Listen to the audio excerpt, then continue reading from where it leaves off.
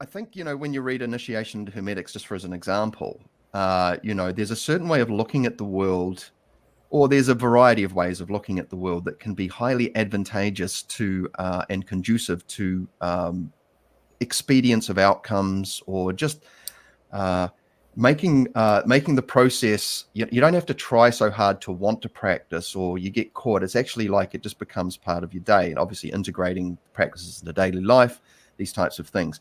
But I really just wanted to put this one out there. I mean, this could be seeing life as a quest. I saw a wonderful post from Martin Folks where he says he sees things in life as he makes them quests. And I really like that. That adds a bit more substance to living, I think. But I want to give this one to Dinesh, our new guy, and say, Dinesh, what kind of mental approaches and attitudes can assist with success in Hermetics that you've discovered, sir? I think the first thing that pops to my mind is mental flexibility. Being flexible in terms of your belief systems, your values, that's one aspect. But the primary thing that especially beginners should focus on is concentration. Being able to stay one-pointed. That's a prerequisite to get any sort of skill in any of these sort of stuff. So the mind itself is a super important aspect that needs a lot of diligent training, especially at the beginning, because there's a high tendency for beginners to kind of wander off and they lose concentration. So finding different ways on how you can concentrate. So what you were talking about, like gamifying things, which makes it fun. So when you make something fun, you can concentrate quite easily because you're locked on, because you're enjoying it. But when you're finding it difficult, that's when it's harder to concentrate. So whatever you enjoy doing is the first approach I would recommend for people, because it's easier to stay locked on. So that's one aspect. But the main thing I see where people struggle is preconceived ideas or like preconceived concepts, and they're trying to experience that concept. So you kind of have to come approach this from a no perspective or a no view.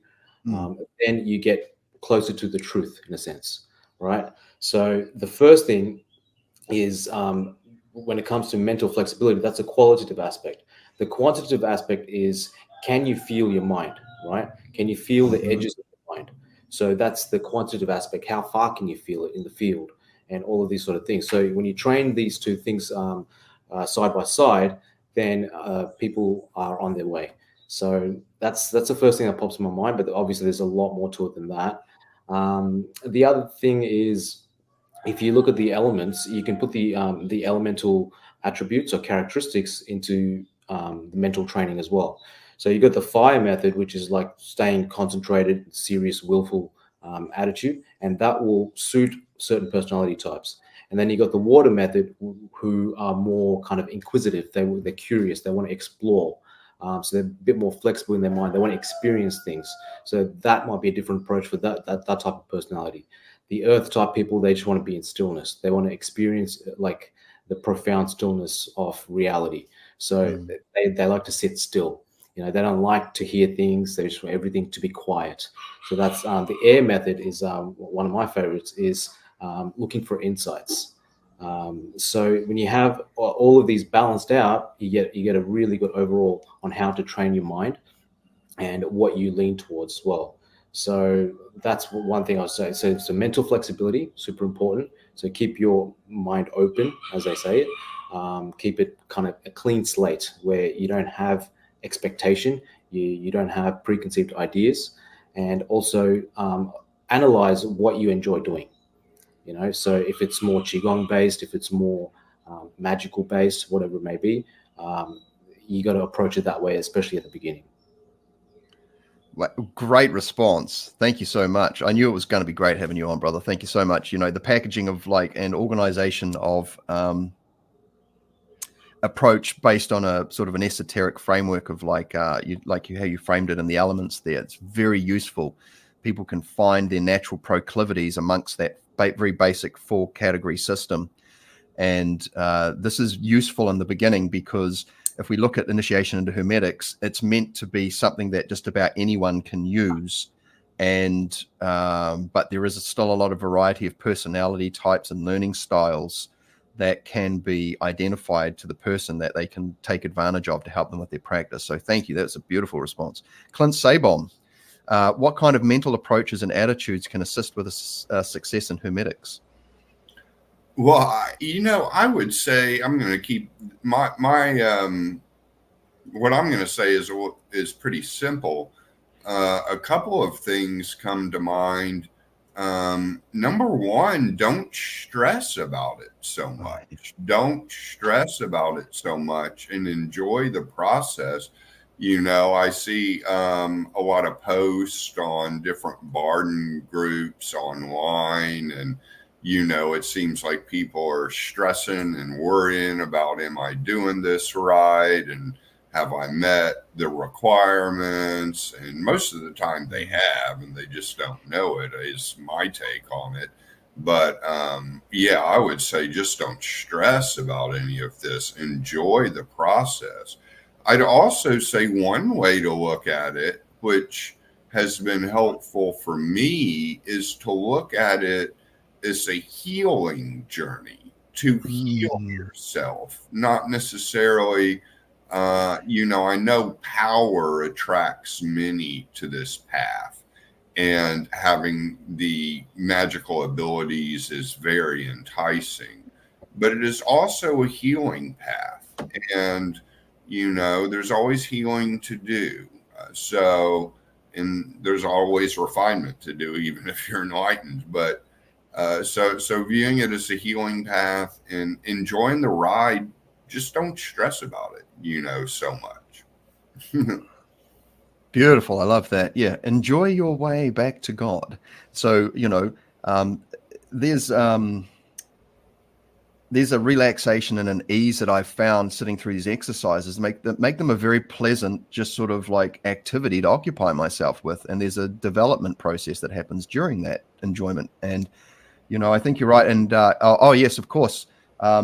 You're right. The perfectionism thing. And that's, I should have put that in there. I'll bring that up maybe in a bit, but there's a video recently dropped that's on a large subscriber channel that talks about IIH, which is really cool. Regardless of how we might feel about the way it was presented, it's still all good for just exposition.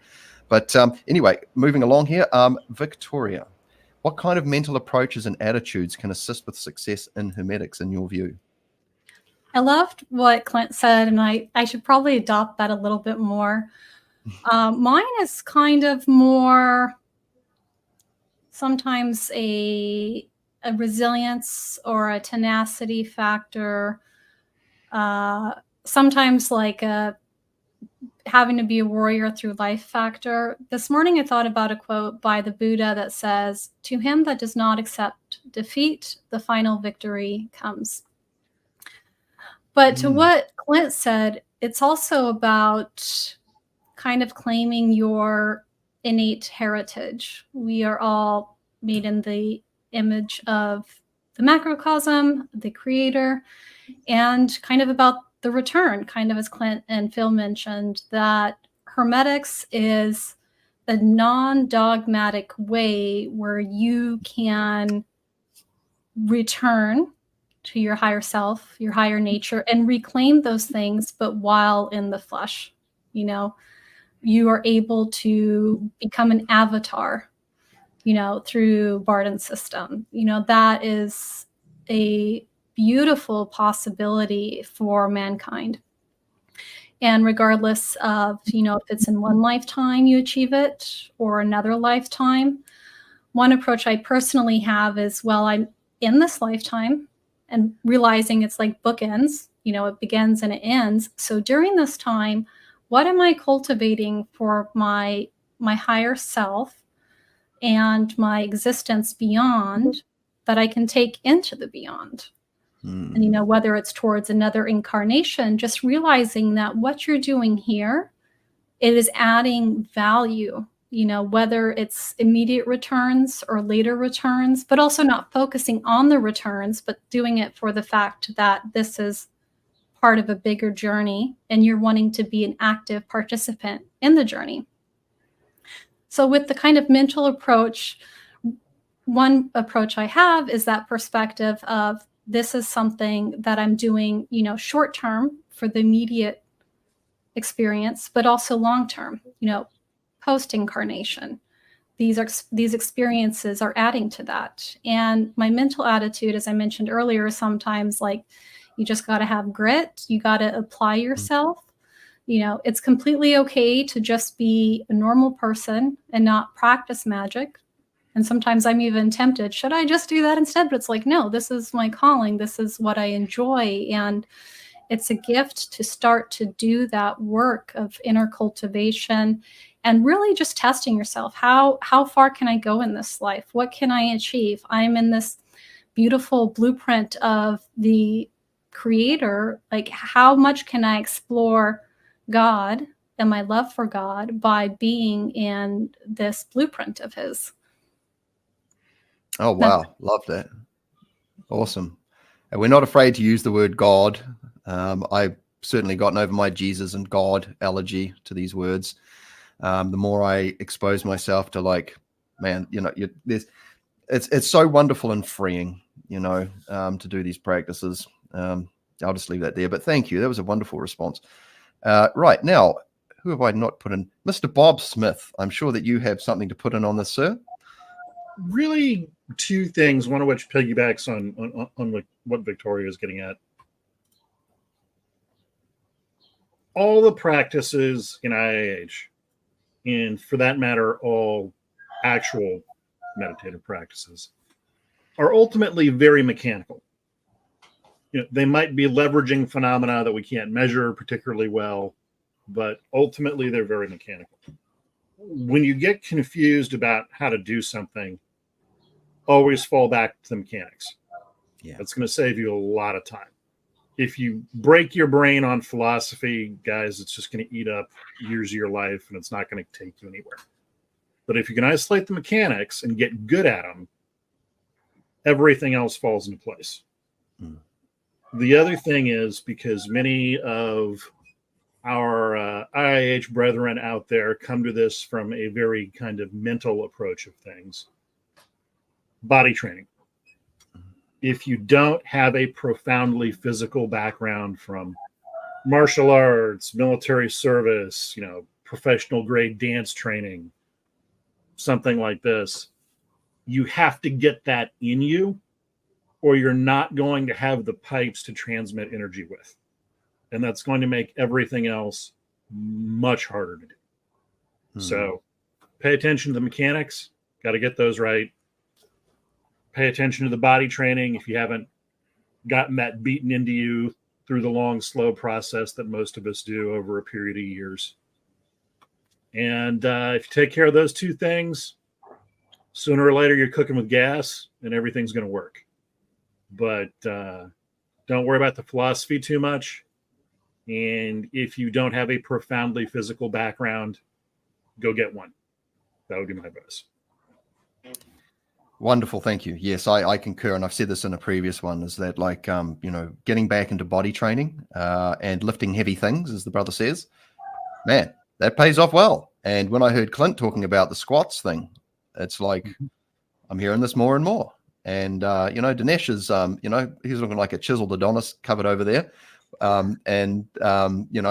He's doing very physical things on his YouTube channel. I think it's great that there's some physicality represented in this community, more so nowadays too. Because it's a health thing as well. It's good to put out an image of sort of healthiness in that too. And so it keeps me on my toes, just like my students used to keep me on my toes as a guitar teacher as well, I might add. Wonderful. Sorry. Yep. I just want to say one last thing, because I've said this before, but it's a great example. Everybody has this picture in their mind of, the Buddha as this kind of, middle-aged older gentleman with a big round belly. But, he was raised warrior class. They beat that kid like a monkey with a stick when he was growing up. He got all that kind of physical training when he was younger, and that's what made all of his work ultimately possible. So get at it, guys. Great. Love it. Thank you.